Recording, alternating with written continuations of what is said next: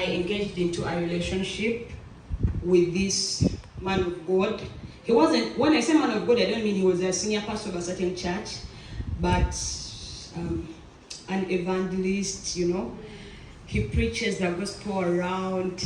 He came with this, he's like, you know, God has spoken to me that you're entering into a season where you're soon getting married. Now, when this one came in, I was so sensitive. I used to pray a lot. I saw many people coming, you know how to marry, I want to marry, but I was there like, no. But I don't know how this man of God came. I engaged in a relationship with him. He was a very good man. Number one, he was a born again, which is a tick for any girl, you know. He was young. Actually, now he's 26. I was like, yeah, this is a go. No. He was hardworking. You know, we women sometimes are not just after how much money you have at the moment, but if you have a vision and you're hardworking, so it used to feel like, yes, we shall make it together. You know, we used to be this couple, and my friends used to tell me, you girl, we think God has just rewarded you.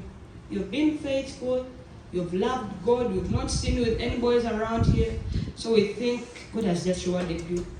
And I felt so blessed to have him in my life. So we used to pray together, do a lot of things together. I committed myself in learning him so much, because we ladies, more especially the born agains, when you say that I'm getting married to this person, even before like the ring is on or what, you commit your mind, you commit like, you know, you're polishing yourself or what. So around March that year, we're just talking, moving. So by the time we reached, it was around September, he was like, I want to marry you. So at first I was scared. I looked at my family, I still have a lot of plans for them, I haven't reached them. But then I thought it's okay to get married young. It's very okay, as long as you have an understanding partner. What I did, I used to rush to different servants of God. Like, I don't fear servants of God. Like ladies, I used to go to them to inquire, I'm dating this person for quite a while, he's saying he wants to marry me. Now many of them were giving me a go ahead. No, it's okay, you can, you know. You know, as a young minister, I used to be a baby to many people. Papa Jimora knows. Now at first I thought, how should I go to Papa Martin and tell him I'm getting married? How can I go to Pastor Tony and all these people around? So, but God gave me this courage. I used to approach them. Mama, you know I'm getting married. Oh, God, I'm sorry. What I forgot, earlier this year on Easter Monday, God made me a concert. And I was able to raise a full house. Please clap for me. Yeah. This concert was a success. So many people were telling me, since we are able to hold such a concert, you will manage. You've grown up in church, you're determined, you're an example to very many, it is okay. Now I'll rush. So we were in this relationship, we started to organize for the wedding. You know, we are all not that much 100% perfect. So there are things you will see in a relationship, but you're like, I'm also human, he's also human. Okay, let's see. Now we moved. Time came, he was like, I want to make a proposal. You know, these days in Uganda, proposals are like a trend. Everyone wants to make a proposal, post here. So when he told me I want to make a proposal, I was like, it's okay. Amen. We started to plan for the kuchala. In our country, we have 3 functions. If you're going to get married, we have what we call the kuchala. That is when a man comes just to get to know your auntie. Then we have the introduction. This is when a man will get to know your dad and other family members. Then the wedding. Now we started to plan for that first function. Surprisingly, I think it was like 2 weeks to the function, he made a very big proposal that I wasn't aware of. Wow, it really shocked me, and he posted it everywhere. I was afraid to post just because of, you know, you don't know. So he was like, people started to tell me, why are you not posting? It's a bad image. Like for me, somehow, somewhere, God has helped me. Some people know me, like she sings. So I also posted the proposal. It went on, it went viral, what, blessings, what. I was like, okay, God, we thank you. Now we are heading, we are going. When we are planning the kuchala, he was putting in a lot of energy we shall make it. He didn't have a lot of money, but used to talk. And me, according to the fact that I know where I come from, I used to be inquiring, now how is this? Because I have to, there are people that God has put in life that have to stand with you, so you have to know what's going on board. The other thing, for us, our first months of dating, I was so tough. There wasn't like a word, I love you. I was telling you, are going to Pastor so-and-so now. Tomorrow, Pastor so-and-so. One day he even asked me, are we starting a relationship or like a conference of pastors? So I told him, I just want to make sure, like, you really love me. And when my mom was just proud of me, what you're doing is okay. So since he passed through all this, I thought, oh, God, you've given me a man. I used to brag, So we went to the chala. Now, the reason as to why I left prophetess in the village, we had to be announced at their church. So when prophetess came, she was like, you're a loving girl, thank you for serving God. So she prayed for me, and she told me, I want to meet your husband to be. So I told her, you will, we shall organize a meeting. So that's when we went to Masaka for ministry. And coming back, this man was calling me. He was praying from Gospel of Life Church, Pastor Uncle's place. So he was calling me, you have to come for the announcements at our church today, what? So I told prophetess, I'm sorry, but I have to go back. Now I came back on Saturday. On Sunday, we went there for the announcements. On Monday, I got the electric shock. People saying, electric shock on Monday after your announcements on Sunday. Yeah, like demons are everywhere, but the people that were around me only told me God has a what? God is preparing something big for you, to encourage me and all that stuff. Good enough, the chala was done. God helped me. God provided. Things were well. It was at my father's place, and things were well. Now, when we entered into that season, the reason as to why he called me, even told him, can't we push the announcements? He was like, I want to start the meetings for the introduction, what. You and I have a lot to work upon. And as you know, ladies, you know the function is near. Now they're showing the seriousness. I went back. So we were planning, everything was going on, but I used to inquire, do you have the things yet? He told me about the sofas, yeah? And he told me he wanted to bring the sofas, the dining, and what. So he was like, I've started to deposit money on the things. Then I know I didn't have a lot, but I work with confidence. Whenever I used to ask him, what do you have now? Like, now I'm talking about the bride price. So he was telling me he has begun to pay things for the bride price and all that stuff. Now I started to hold meetings at our home.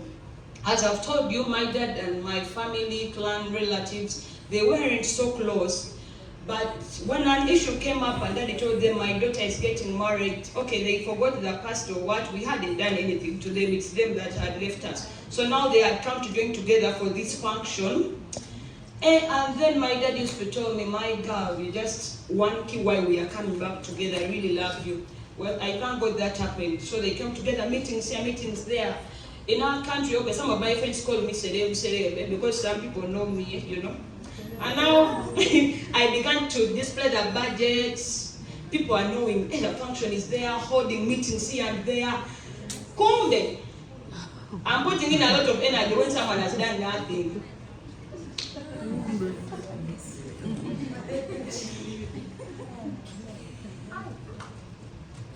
We organized. I'm meeting different people. My God. The proposal, remember, it was posted. People know you're getting married. 2 weeks. Actually, what I've not told you, we had planned that our introduction will be on Thursday and the wedding on Saturday. One of the days back, I told him, I was like, can't we postpone the wedding like to January, because a lot of expenses and what. And then, as you know, I'm not the one marrying myself, so he's like, no, it's okay, I'll have the wedding that day. So I was like, okay, I'm good, it's fine. I went on booking clothes, doing this. I got my bridal entourage. These girls were faithful. Actually, they had to pay their own money since I didn't have money to pay for them. They went for fittings. Whenever my matron, she's a very good lady, she's married to a Nigerian man. They loved me so much, so I used to inquire everything to them. My matron called him, we had a meeting. How are things moving? He's like, I'm buying things, I've sorted things, a few things. You know, when someone says a few things, you don't have to further go, which things, you know? So my matron used to pray for us. Whenever I used to tell him someone wants to meet you, they used to meet him and I just ask him, you know, we want to clarify to see where we can help you. So the main, he used to give this excuse, like my parents are working on it, my family members are working on it. So I fixed all my energy this way, moving to people. I even stopped ministering on some Sundays because when I had to know the meetings, I had to be there, I had to be here, telling everyone about the function. 2 weeks to the wedding, he called me, it was a Thursday, and he told me, hi, I want to tell you something. Can we meet you on Saturday? These days they have changed, you call, it's not picking. He will pick and say, I'm busy, I'll call you. So I was like, oh, maybe the pressure of the functions. Whew, yes, we are going, I'll finish. Now, that Saturday when we had to meet, in my spirit, I'm telling you, at this moment, somewhere, I was like, what's going on? When you asked, I had a concert I had to sing on the Sunday to that week when he called me. On that Sunday, I think it would be a perfect day to tell me the functions are no more. But that Sunday, we were together. He was able to pay a VIP ticket to the concert. I told him I was going to sing No Need of Paying. Okay, I was like, okay, it's okay, you've supported. So, the way we separated, it was like this. He told me, I'm rushing to the meeting. We are making the final meetings of buying things. And the treasurer will need me. He left me at that church. So I was filled with joy in my heart. I told God, I know all things are not yet okay at home, but at least the man, things are moving. Now he's calling me on Thursday. That very week, I was trying to get him. He's like, I'm busy, I'm on pressure, I'm busy. So I was like, okay, I was just checking on you. How are you? I'm well, I'll call you. He'll call you maybe late hours in the night. It's like, I'm on pressure, but I've started to clear some things, a few things remaining. So one morning he called me and he told me, I don't want to be like these other ladies. I don't want to mind how things are going. So I told him, that's why I inquired.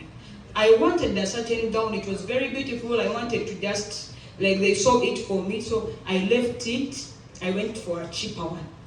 Like I just wanted to fix in his budget, everything, like to move safely that I'll be happy and he'll be happy. Now that week he calls me on a Saturday. We reach somewhere, we sit. And then he tells me, do you want anything to eat?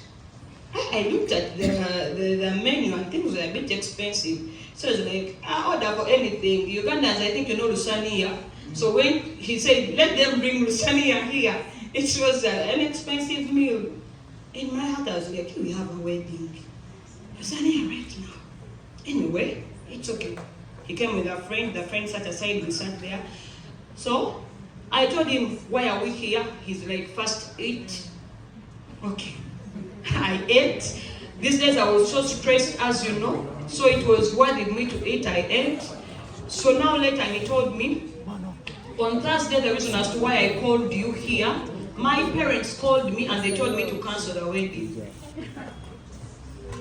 I look just how I'm looking right now. Now, I was like, okay, your parents said, how about you? Shani was like, love wins. We are going to make it, you know. So I told him, I'm not pushing you to anything. But your parents called you and they said, you cancel the wedding. What are you saying? Like, you're the man I'm going to marry. I told him, I'm not marrying the whole clan. However, we need them. I want to hear from you. What he told me was so encouraging. He told me like this, since I had bought the things, we are moving. The ceremony is there. Whew, relieved in me. I'm happy. We separated. Sunday, we had a meeting with my matron and the husband. They were asking him, where do you things are not moving? We help you. He didn't mention. He said things are moving on well. We entered another week. Now I'm remaining with 1 week to the function. That week to the function, there is a certain pastor that called him, told him, come here, we need to talk once where we can help you from. When this man went to meet the pastor, when the pastor told him, is the function going to be there? He's like, Pastor, some things are not moving well, and my mom is sick. Now here he hadn't told me that his mom is sick.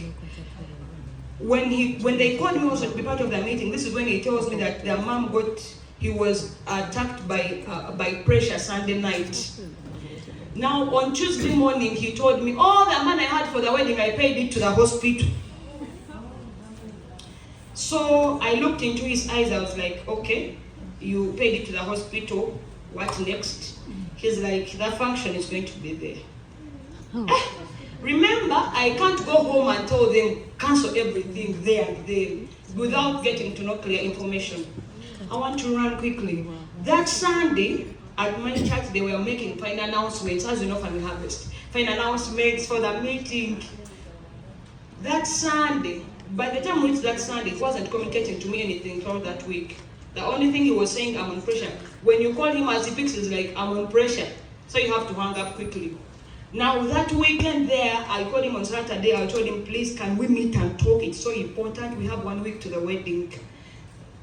When I called him, he's like, I'll see what to do. Sunday morning, I was asleep. He called me, come now. If you don't want, I'll be busy. So my mom had the phone call. My mom was like, okay, you go. We need a final word today. So when I went there, we sat somewhere. I asked him, okay, mommy is sick, it is okay, I know everything, don't be pushed, just be straightforward and tell me the truth. He told me I cannot postpone with anything because my mom is sick. In that week, whoever used to call to inquire from him, how is the function? Do you know what he told them? This is what he told them. He told people, Josephine is so disturbing, she's not understanding. Her family has put me on high pressure, I cannot forego with the functions. I was like, God, what did I do? To cut a long story short, days moved, and whoever used to inquire from him, that was the statement he used to give them. You people, leave alone seeing me here somehow glittering small. I cried all night, all day, because it was just too much for me. But I want to thank God at the moment he gave me like people around me that were so encouraging. I think I would have killed myself. Not because I'm so old, I've told my age, I'm literally young, but someone has promised you until this last point. He doesn't owe you any apology. Actually, this is how I stopped talking to him. After the pastor telling me all that, people are saying negativity about me, I went silent. In my moment of silence, he started to post a broken relationship is better than a broken marriage. He started to post, then like 4 days, 5 days, I'm just silent, I'm not saying anything, I'm not replying him, I'm not texting him, I'm trying to heal, to come back to my senses. Now he posts this beautiful lady standing like this saying, thank you for comforting me, or what. Our wedding had to be there on the 6th of December, and our introduction had to be there on the 4th of December.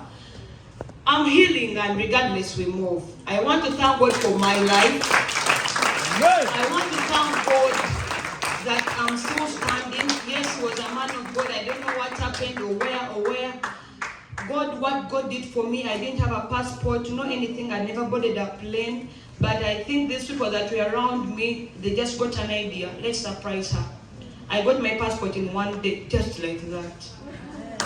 They called me in the morning, they told me, go to internal affairs. I was there, just call this man. When I reached internal affairs, this man, as was giving me, there's a receipt they give you, he told me, at 5 p.m. go to Chambogo for your passport. Things were just smooth for me. I think God just wanted to make me happy. I got it that day. Now let me tell you how I came here. I didn't know.